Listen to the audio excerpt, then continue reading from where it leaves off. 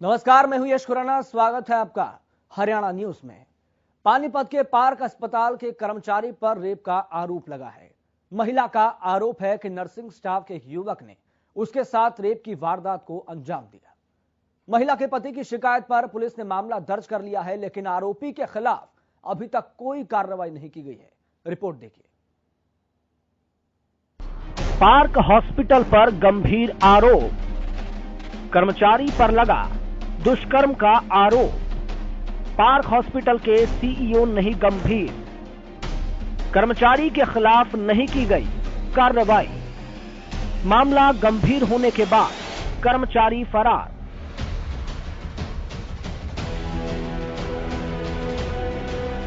पानीपत के पार्क अस्पताल के एक कर्मचारी पर महिला के साथ दुष्कर्म का आरोप लगा है।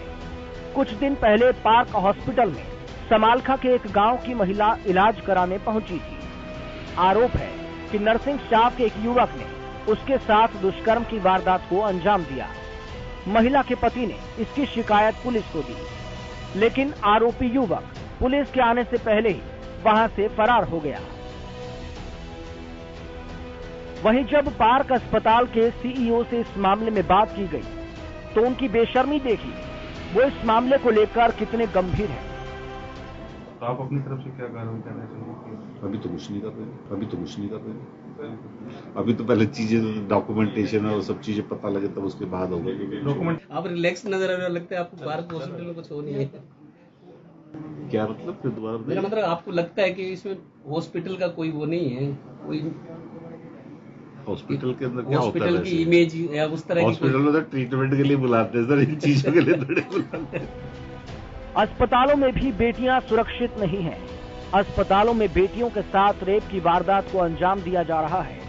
ऐसे में सबसे बड़ा सवाल उठता है, पार्क अस्पताल कब करेगा आरोपी युवक के खिलाफ कार्रवाई। News desk, Haryana news.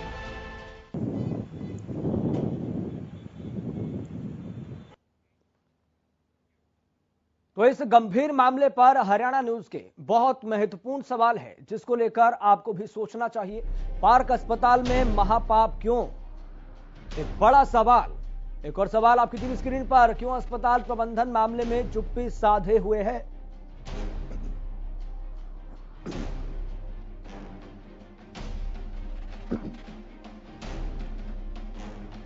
बन गया आबरू का भक्षक। एक और बड़ा सवाल आपकी टीवी स्क्रीन पर।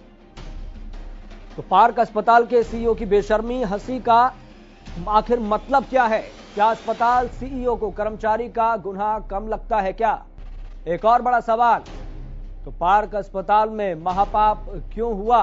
और इससे भी ऊपर की अगर बात की जाए तो यहां पर सबसे बड़ा सवाल यह है कि मनोहर सरकार इस मामले पर कब संज्ञान लेगी?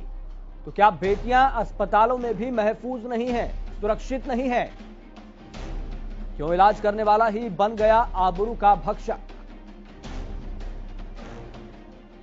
चलो इस खबर पर ज्यादा जानकारी के साथ मेरे सहयोगी जितेंद्र जुड़ गए हैं। जितेंद्र, सबसे पहले आपसे ये जानकारी जानना चाहेंगे कि इस मामले को लेकर अब तक क्या कार्रवाई हुई है, क्या आपके पास अतिरिक्त अपडेट है?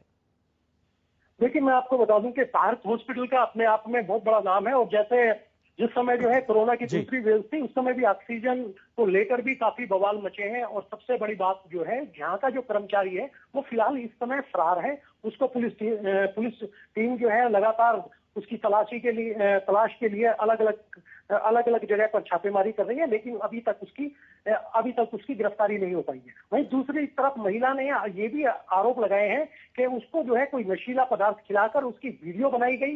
वीडियो बनाने के बाद उसको ब्लैकमेल किया गया, बाकायदा बुलाया गया। तो कहीं ना कहीं इस मामले में सबसे बड़ा सवाल ये उठता है कि जिस तरीके से पार्क हॉस्पिटल के अंदर स्टाफ था, और हमने सीईओ साहब से बात की थी, हमने बड़े इजली तरीके से पूछा था कि इस मामले के अंदर आपका क्या पक्ष है, तो उन्होंने हंसते हुए बड़े अच्छी तरीके इस तरीके से टाल दिया जैसे ये कोई मामला ना हो, और मामला बड़ा संगीन है। जी जितेंद्र, यहाँ पर जिस तरीके से वीडियो भी उनकी लगातार सामने आ रही है, किस तरीके से रिलैक्स मोड में बैठकर वो हंस रहे हैं, ऐसा लगता है कि उनको गुनाह का पता ही नहीं, या फिर पता है तो वो छुपाने की कोशिश कर रहे हैं।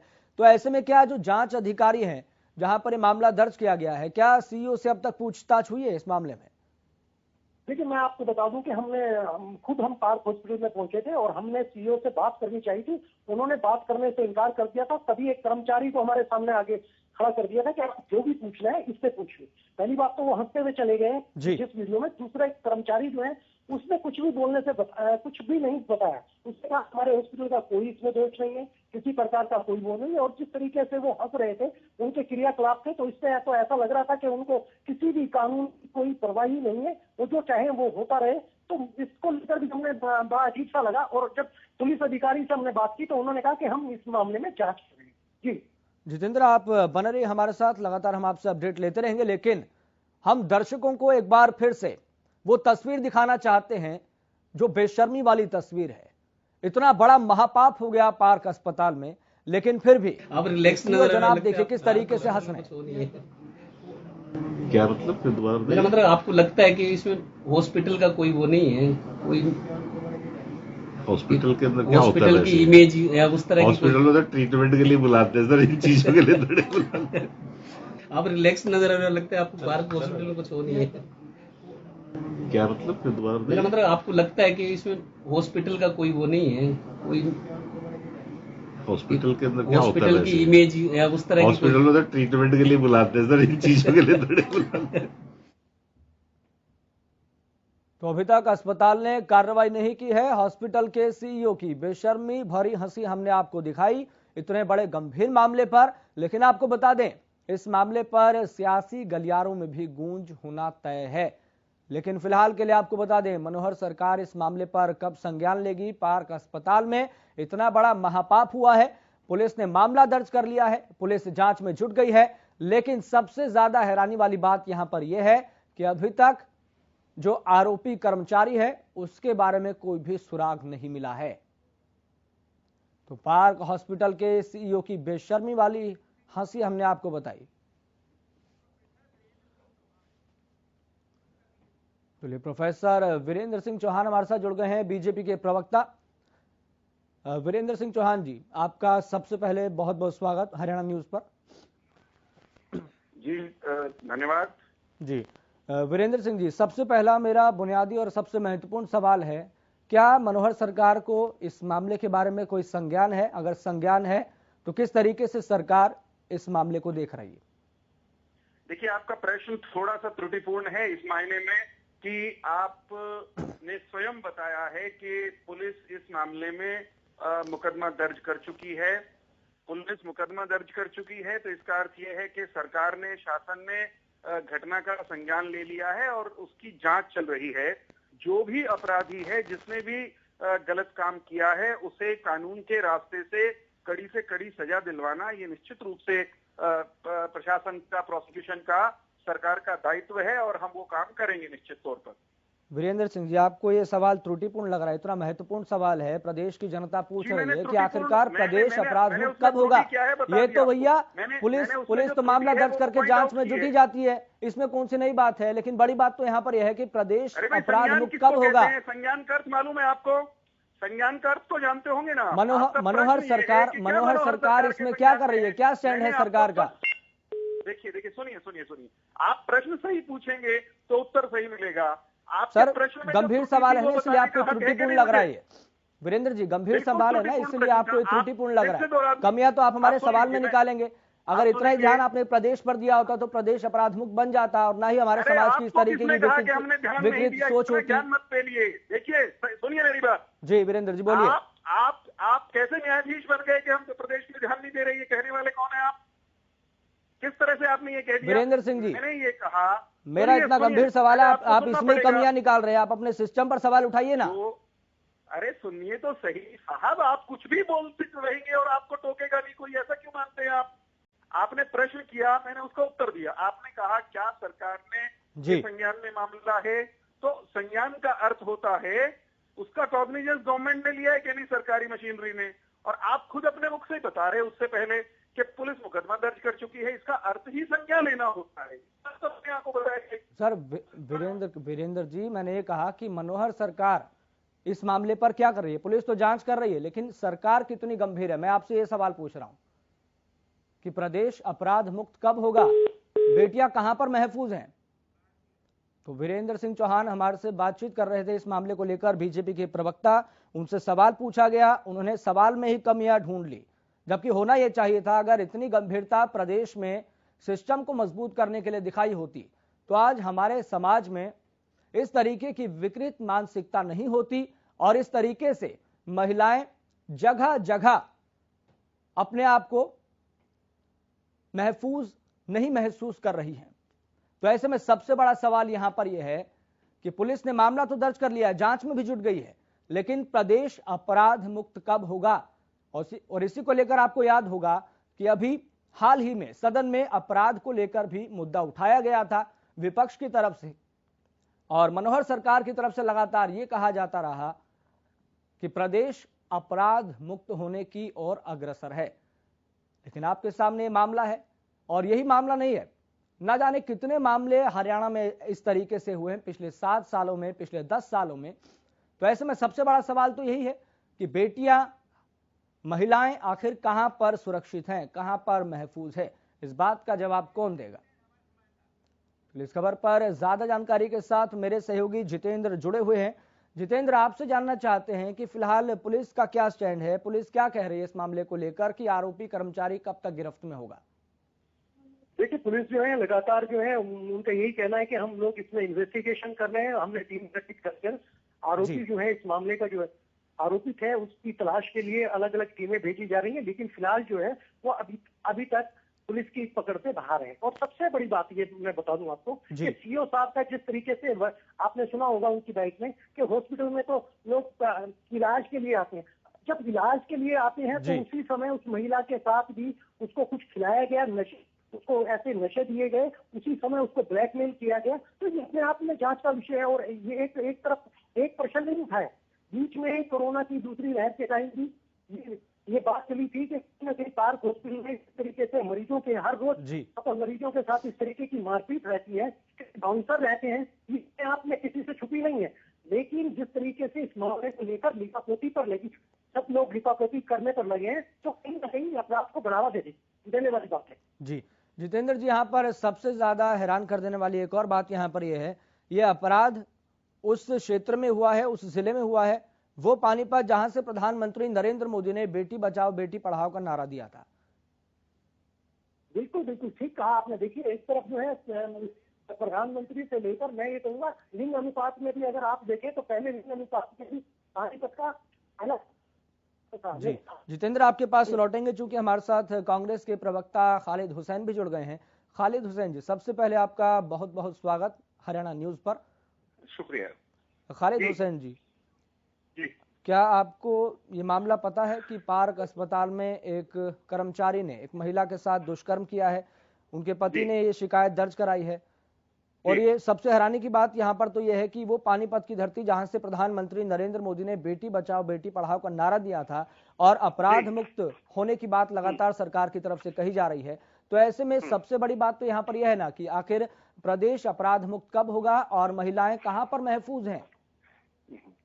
देखिए, आपको मैं बताना चाहूंगा, भाजपा के शासन के दौरान आप जो सरकारी डाटा है आप उसको देखेंगे जी, तो एक रिकॉर्ड रहा है महिला उत्पीड़न का हरियाणा के अंदर, और महिला उत्पीड़न में महिलाओं के खिलाफ अपराध में हरियाणा 1 नंबर रहा है जी। पानीपत से जहां से प्रधानमंत्री जी बेटी बचाओ बेटी पढ़ाओ के कार्यक्रम की शुरुआत करते हैं, बगल में उसके आप उसको भी ऐड कर लीजिए कि उसके बाजू वाले जिले में माननीय मुख्यमंत्री जी उसके वहां से चुनाव लड़ते हैं, ठीक है जी। इसके अलावा वो कोई एक इस तरह से हरियाणा में बहुत सारे मामले हुए। अभी 3 दिन पहले जब गुड़गांव में रेड क्रॉस के सेक्रेटरी पर 12 तारीख को एफआईआर दर्ज होती है यौन शोषण और छेड़छाड़ की, और 15 तारीख को सरकार उसको सम्मानित करती है 15 अगस्त के कार्यक्रम में। तो ये सरकार की मानसिकता है कि सरकार अपराध और अपराधियों के साथ, खासकर जो महिला उत्पीड़न के मामले, आप सरकारी डाटा चेक करवा लीजिए, भाजपा के शासन में उनका कोई मतलब उनकी बहुत एक लिमिट, मतलब एक बहुत उच्च तक अपराध हुए हैं।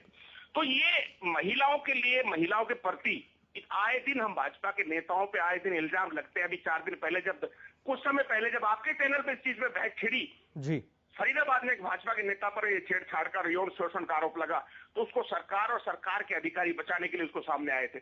ऐसी बहुत सारी चीजें हैं जो भाजपा के असली चेहरे को उजागर करती हैं। महिलाएं जो इस संसार की जननी है, जो सबके लिए सम्मान्य, मेरी माँ, मेरी बहन, मेरी बेटी, सब महिलाएं हैं।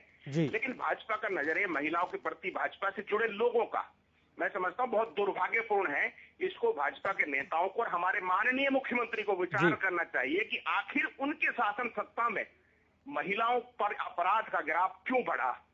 कहने को आप कुछ भी कह सकते हैं, बातें आप बना सकते हैं, कागजों में आप विकास दिखा सकते हैं, कागजों में दिखाते रहिए, लेकिन जो जमीनी सच्चाई है उस पर खालिद हुसैन जी, क्या कांग्रेस बहुत नीचे गिर चुका है। क्या कांग्रेस सोमवार से शुरू होने वाले सदन की कार्यवाही में ये मुद्दा उठाएगी?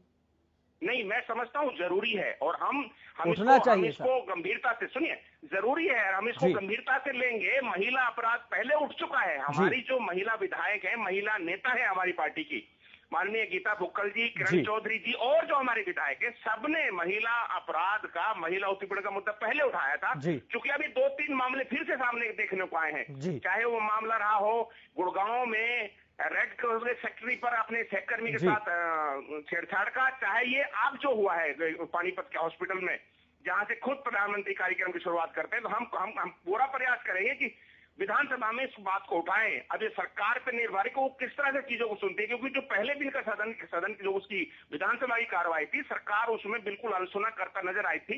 लेकिन हमने अपनी बात पहले दिन भी रखी और सोमवार और मंगलवार 2 दिन हमारे पास है। मजबूती के साथ हरियाणा को मुद्दों को उठाएंगे और जो खासकर महिला अपराध का जो ये मामला जो नए हो रहे हैं, इनको हम बहुत मजबूती के साथ विधानसभा में उठाएंगे। जी खालिद हुसैन जी, मेरा एक और यहाँ पर सवाल ये है, अगर बात केवल हरियाणा के संदर्भ में की जाए तो ये बातें ठीक है, लगती है, लेकिन अगर देश के संदर्भ में की जाए तो यहाँ पर जिम्मेदारी मोदी सरकार की भी बनती है सीधे तौर पर। और ऐसे में आपको क्या लगता है कि अगर कांग्रेस मोदी सरकार को अपराध मुक्त वाले विषय पर कितना गंभीर देख रही है? नहीं, मैंने बताया ना, सब ये खुद बहुत सारी बातें इस तरह की आई और भाजपा के नेता ही उन चीजों को खंडन करते रहे। जब देश ने उन चीजों से उनसे जवाब मांगा, चाहे वो महिला उत्पीड़न का मामला रहा हो, चाहे रोजगार का रहा हो, चाहे इनका 15 लाख का मामला रहा हो, तो जब भाजपा को नेताओं ने उसका खंडन किया कि ये तो सब जुमले थे, ये भाजपा नेताओं की जबान थी, ये सब जुमले थे जो अमूमन चुनाव में कह दिए जाते हैं। तो जो भी भाजपा ने बड़े बड़े पोस्टर चुनाव में लगाए, माननीय मोदी जी को प्रधानमंत्री घोषित करते समय लगाए, बहुत हुई महंगाई की मार, बहुत हुआ महिलाओं पर अत्याचार, वो सारे के सारे पोस्टर रद्दी की टोकरी में डाल दिए गए। वो मात्र चुनाव के लिए यूज किए जाने वाले नारे थे भाजपा और भाजपा के जुड़े लोगों का। मुझे तो इसमें बड़ी हैरानी होती है कि माननीय प्रधानमंत्री जो खुद चुनाव लड़ते हैं इन मुद्दों के ऊपर, और उनके प्रधानमंत्री रहते वो मुद्दे खत्म हो गए। उन मुद्दों से कोई लेना नहीं है। देश में एक ही मुद्दा बचा है, हिंदू और मुसलमान का, जिसको पूरी भाजपा शायद रही है। जैसे अभी पीछे जो हुआ जंतर मंतर पर, मतलब एक ही मुद्दे को, एक ही चीज को सुलगा रहे हैं, बाकी और चीजों को वो खत्म करने की कोशिश कर रहे हैं। दुर्भाग्यपूर्ण है इस देश के लिए कि माननीय प्रधानमंत्री जो इन मुद्दों पे चुनाव लड़ते हैं और उनके प्रधानमंत्री बनने के बाद वो मुद्दे सारे सिमट के रद्दी की टोकरी में चले जाते हैं और मुद्दा सिर्फ एक बचता है कि आप हिंदू हैं, आप मुसलमान हैं। ये चीजें बच जाती है इस देश के अंदर। ये दुर्भाग्यपूर्ण है हमारे देश के लिए। जी खालिद हुसैन जी, यहाँ पर ये समझ नहीं आ रहा है, इस पॉइंट को, इस फैक्टर को समझना भी जरूरी है। सरकार डायल 112 लेकर आती है, इतनी गाड़ियां करोड़ों रुपए लगाकर खरीदती है और इतने पुलिस स्टेशन के अंदर हेल्प डेस्क बनाए जाते हैं बाकायदा महिलाओं के लिए, और जगह जगह पर पुलिस की तैनाती भी की जाती है। लेकिन बड़ी बात यहाँ पर यह है कि प्रदेश अपराध मुक्त हो ही नहीं पा रहा। क्या यह असंभव है? नहीं, असंभव नहीं है। सिर्फ आपकी असंभव नहीं है, सिर्फ आपकी इच्छा शक्ति की कमी है। ये सब चीजें जो आपकी हो रही हैं, चाहे वो आप डेस्क बना रहे हैं, चाहे 112 खरीद रहे हैं, ये इनमें भी अगर आप इनका बारीकी से कोई अभी जांच होगी इनकी कभी, तो इन सब चीजों को लाने में या इन चीजों को, सब चीजों को स्थापित करने में स्कैम निकलेंगे अधिकारियों के बड़े बड़े, कि ये खरीदने में ये स्कैम हुआ, ये डेस्क लगाने में ये स्कैम हुआ। उसके पीछे जो मनसा है, उसके पीछे जो लोगों की उम्मीदें हैं, वो पूरी नहीं हो रही है। हमको क्या चाहिए कि अगर 112 आई है तो उसको तुरंत पहुंचना चाहिए अपराध होने वाली जगह पर। महिला के लिए डेस्क बनाई है तो उस पर तुरंत कार्रवाई होनी चाहिए। महिला थाने आपने बनाए तो उसमें इंसाफ होना चाहिए, महिलाओं के साथ महिलाओं की मदद होनी चाहिए। वो सब नहीं हो रहा है। मैं आपको इस जिले की बात करता हूँ, यहाँ से नूह से आगे जो जिला हमारा नूह पड़ता है, आप समझ लीजिए कि वहां पे एक महिला थाना है, ठीक है, और सभी थानों में महिला डेस्क लगा के रखी है। लेकिन मैं समझता हूं कि वो महिला थाना भ्रष्टाचार का अड्डा है दक्षिण हरियाणा में। तो ये सारी चीजें हैं। जो इच्छा शक्ति की कमी की वजह से हमें इस प्रदेश को झेलनी पड़ रही है। भाजपा और भाजपा के नेताओं की और सरकार की चीजें स्थापित करने के लिए जो प्रदेश का धन है उसको तो वेस्ट कर दें, लेकिन उसके यूज उसको जो हम इस्तेमाल करने के लिए जो हमारी इच्छा शक्ति है वो उनकी कमजोर है, इसलिए हम चीजें ये सही नहीं कर पा रहे हैं। खालिद हुसैन जी, मुझे लगता है कि आप भी इस बात से सहमत होंगे, चूंकि ये सब चीजें करने के बावजूद भी एक फैक्टर जो है वो हमारे समाज से ही निकलता है कि हमारे समाज में रह रहे हमारे साथी, हमारे करीबी, उनकी इस तरीके की विकृत मानसिकता पर रोक कब लगेगी। ये विकृत मानसिकता ही तो है जिसकी वजह से ये सब भी हो रहा है, ये भी एक बड़ा फैक्टर है। देखिए चीजें, अगर कोई समाज में कोई अपराध होता है जी, अपराध के खिलाफ कार्रवाई करना सरकार की और समाज की जिम्मेवारी होती है। उसको किसी भी तरह से उस अपराध के खिलाफ समाज को खड़ा होना चाहिए, सरकार को तुरंत कार्रवाई करनी चाहिए। और अगर अकेले समाज रहेगा और सरकार मदद नहीं करेगी तो ये संभव नहीं है। सरकार अगर उनकी मदद करती रहेगी, चाहे फरीदाबाद में यौन शोषण का मामला रहा हो, चाहे आपके अभी गुड़गांव में लाइकली अभी जो हुआ है ये, जैसे अभी रेड सेक्रेटरी के जो रेड क्रॉस उसके सेक्रेटरी है उनके ऊपर इल्जाम लगाया, मैंने आपने बताया ना सरकार की इच्छा शक्ति क्या है। 12 तारीख को उसके खिलाफ FIR दर्ज होती है, 15 को उसको सम्मानित करते हैं। तो ये सरकार की इच्छा शक्ति की कमी है। अन्यथा समाज का कोई भी व्यक्ति नहीं चाहता कि जो हमारी माँ है, बहन है, हमारी बेटियां हैं, उनके खिलाफ अपराध हो, उनके खिलाफ कोई समाज को बुरा संदेश देने वाली चीजें हो, लेकिन सरकार को इसकी जिम्मेवारी लेनी पड़ेगी। चलिए खालिद हुसैन जी, बहुत बहुत शुक्रिया जानकारी साझा करने के लिए और अपना पक्ष रखने के लिए। जितेंद्र, आपका ही बहुत बहुत धन्यवाद जानकारी साझा करने के लिए। तो अस्पताल में महापाप हुआ है, मनोहर सरकार कितनी गंभीर है ये धीरे धीरे करके पता जरूर लग रहा है, लेकिन आपको बता दें जो पार्क अस्पताल में हुआ है वो बहुत गंभीर मामला है। और कांग्रेस की तरफ से जो प्रवक्ता हमारे साथ जुड़े थे खालिद हुसैन, उनकी तरफ से साफ तौर पर कहा गया कि सोमवार को शुरू होने वाले एक बार फिर से इस सदन की कार्यवाही में ये मुद्दा जरूर उठाएंगे, प्रमुखता से उठाएंगे, लेकिन देखना होगा जो पुलिस ने मामला दर्ज किया है उसका निष्कर्ष क्या निकलकर सामने आता है। फिलहाल हरियाणा न्यूज में इतना ही, मुझे दीजिए इजाजत, देखते रहिए।